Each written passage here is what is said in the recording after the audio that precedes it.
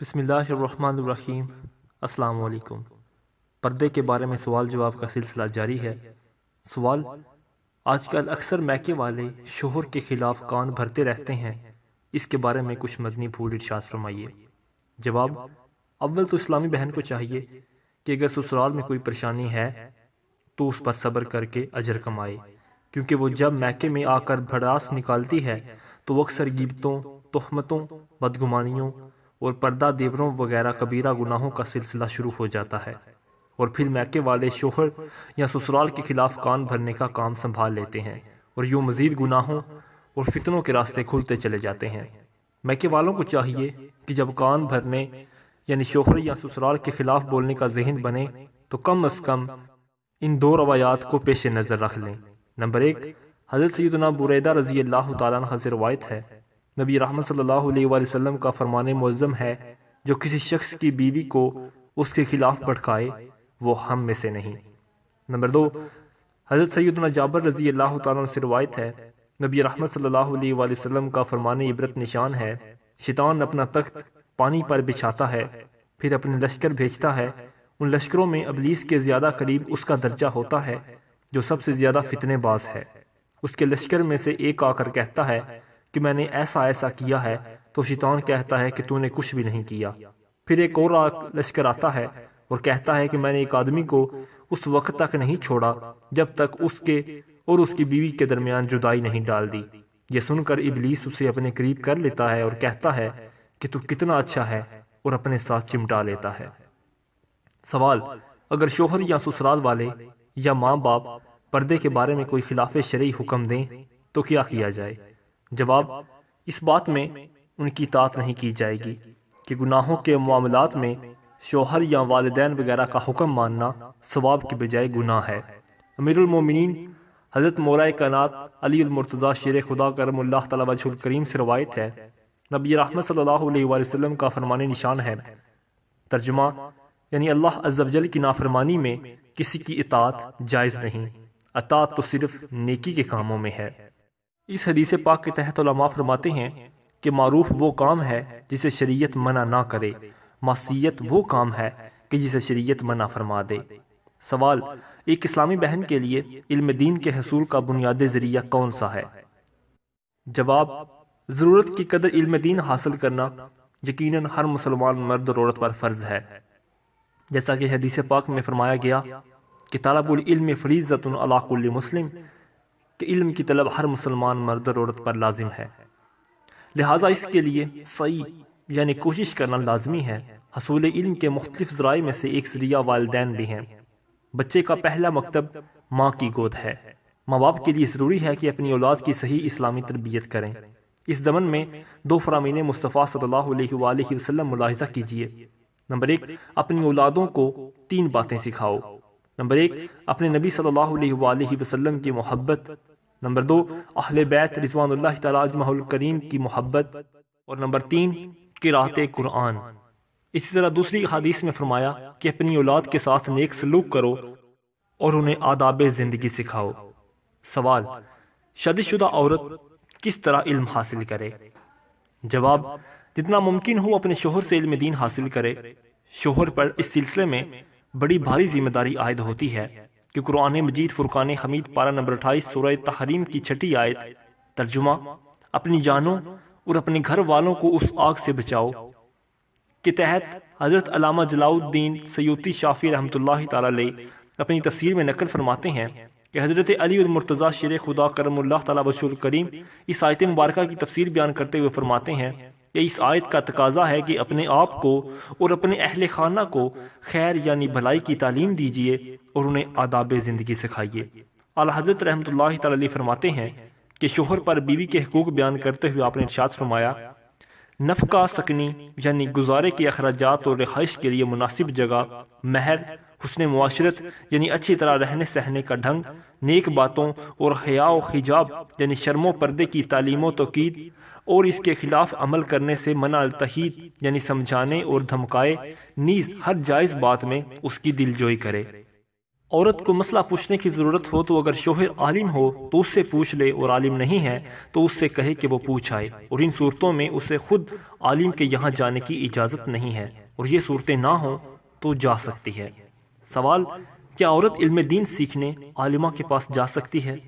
جواب: ماں باپ اور شوہر کے ذریعے فرض علوم سیکھنا ممکن نہ ہو تو صحیح العقیدہ سنی عالمہ سے علم دین حاصل کرنے کے لیے جا سکتی ہے۔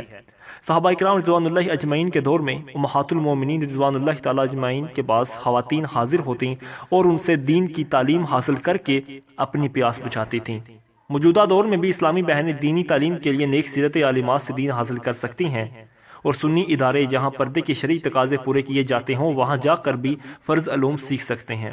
دعوت اسلامی کے زیر اہتمام جامعۃ المدینہ للبنات بھی اسلامی بہنوں کے لیے فرض علوم سیکھنے کا بہترین ذریعہ ہے کہ جہاں مکمل پردے کے ساتھ اسلامی بہنیں ہی تدریس کے فرائض انجام دیتی ہیں۔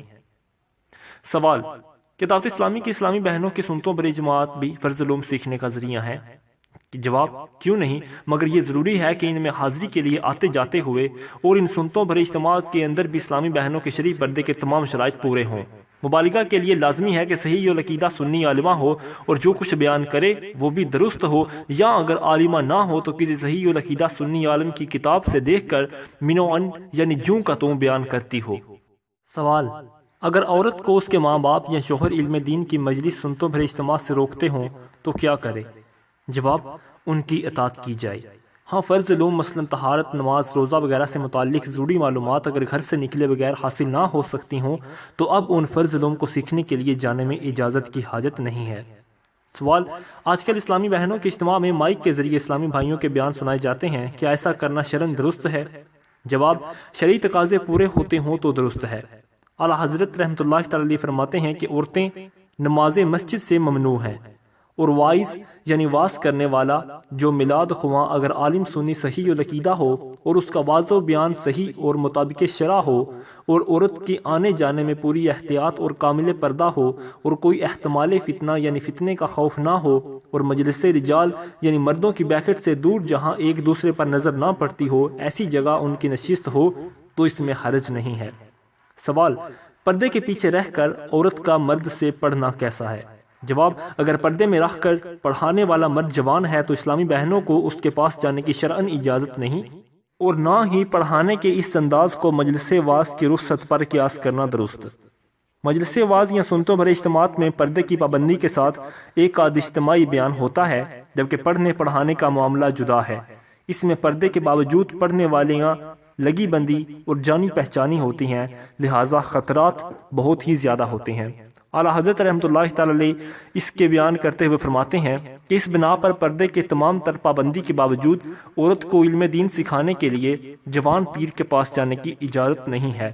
چنانچہ فتاوی رضویہ شریف میں فرماتے ہیں اگر بدن موٹے اور ڈھیلے کپڑوں سے ڈھکا ہے، نہ ایسے باریک کپڑے کے بدن یا بالوں کی رنگت چمکے، نہ ایسے تنگ کپڑے کے بدن کی حالت یعنی کسی عضو کی گولائی یا ابھار وغیرہ دکھائی دیں، اور جانا تنہائی میں نہ ہو، اور پیٹ جوان نہ ہو یعنی ایسا قریہ منظر ضعیف مثلا چہرے پر جھریاں والا اور شہوت کے تعلق سے بالکل بے کشش ہونا چاہیے کہ جس سے طرفین یعنی پیر اور مریدنی میں سے کسی ایک کی جانب سے بھی شہوت کا اندیشہ نہ ہو، غرض کوئی فتنہ فیل ملال نہ ہو، نہ اس کا اندیشہ آئندہ کے لیے ہو، تو علم دین اور امور راہ خدا عز و جل سیکھنے کے لیے جانے اور بلانے میں کوئی حرج نہیں ہے۔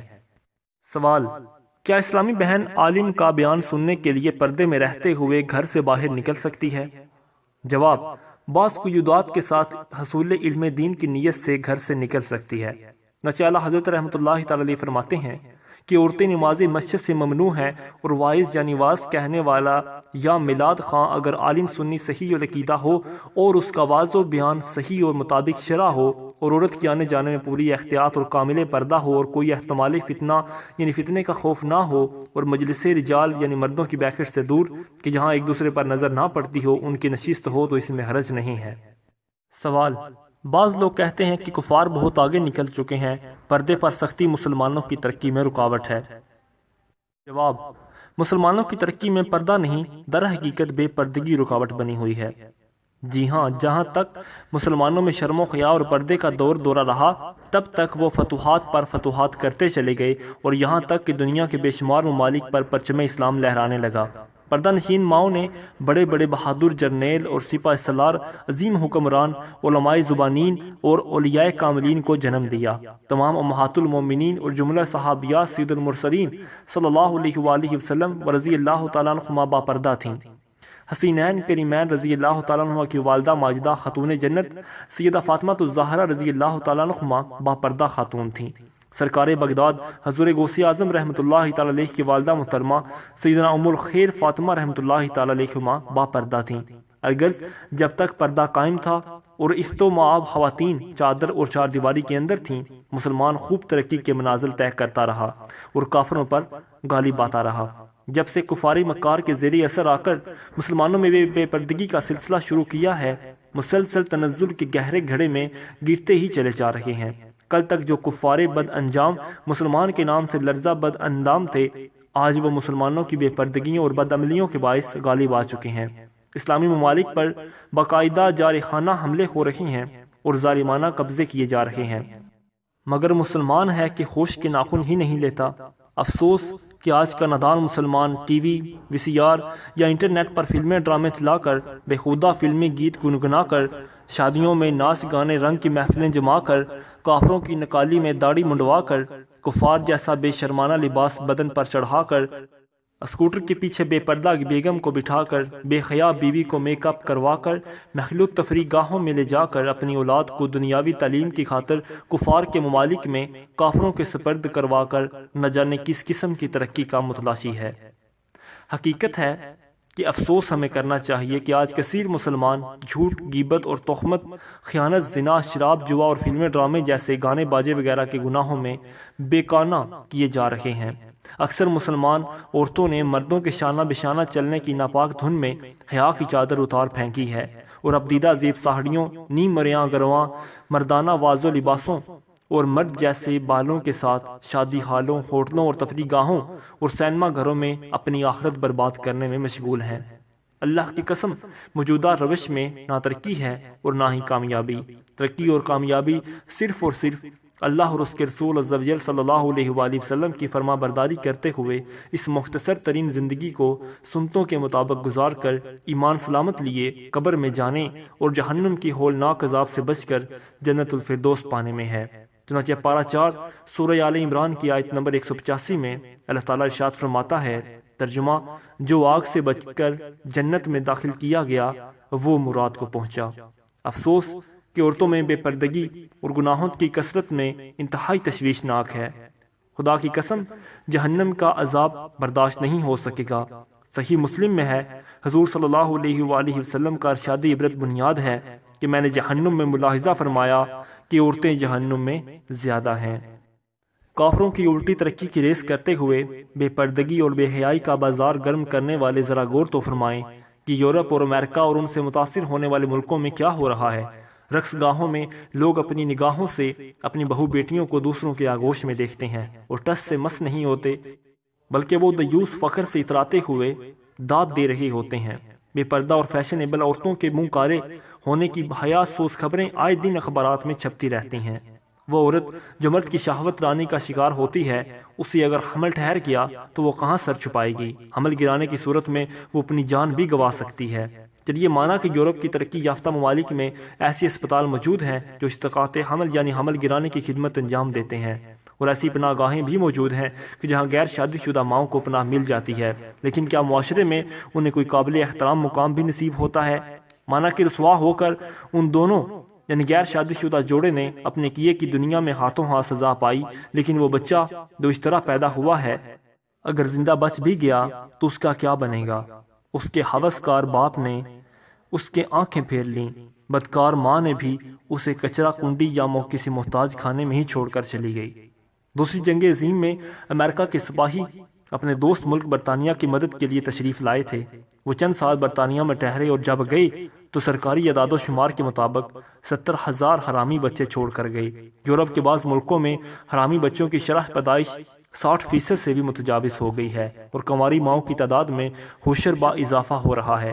طلاقوں کی کثرت ہے، گھروں میں سکون کی دولت نہیں ملتی، میاں بیوی میں اعتماد و مقتود یعنی غائب ہے، زوجہ اور خامد میں سچی محبت کا فقدان ہے، برداشت اور احسار کا جذبہ ختم ہو چکا ہے، کوئی بات کسی کی مرضی کے خلاف ہو گئی، جھٹ طلاق حاصل کر لی۔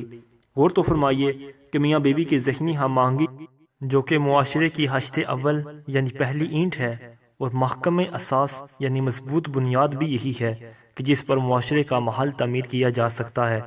اگر یہ بنیاد ہی کمزور ہو گئی تو صحت مند معاشرہ کیسے تعمیر ہوگا؟ الحمدللہ اسلام نے جن چیزوں کی بجا لانے کا حکم دیا ہے ان میں ہمارا بھلا ہے، اور جن چیزوں سے روکا ہے انہیں کرنے میں ہمارا نقصان ہے۔ یہ دین ابد تک کے لیے ہے، اس لیے کوئی ایسا وقت نہیں آ سکتا کہ اس کی حرام کی ہوئی چیزیں حلال ہو جائیں یا ان پر مرتب ہونے والے نقصانات ختم ہو جائیں۔ اگر آپ کو ہماری یہ کاوش اچھی لگے تو پلیز لائک، شیئر اور سبسکرائب ضرور کیجیے۔ بسم اللہ الرحمن الرحیم۔